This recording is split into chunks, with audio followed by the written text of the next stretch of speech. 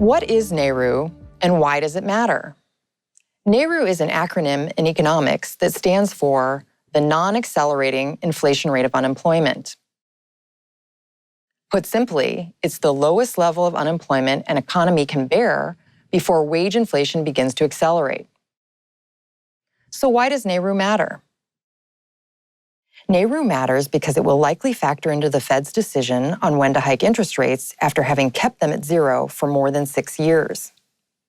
Nairu is a leading indicator of wage inflation.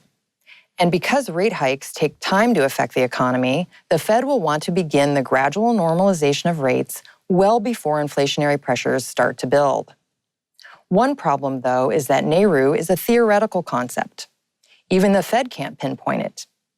At best, it's a range. Let's take a closer look. The U.S. has been adding jobs at a healthy pace, roughly 250,000 jobs a month on average over the past year. As a result, the unemployment rate has plummeted from 10% in 2009 to just 5.5% today. Both of these indicators suggest that the labor market is robust and in line with prior periods of economic expansion.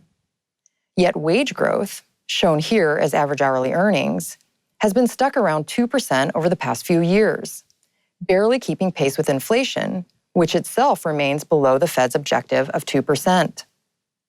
What gives? This is where the concept of Nairu comes into play.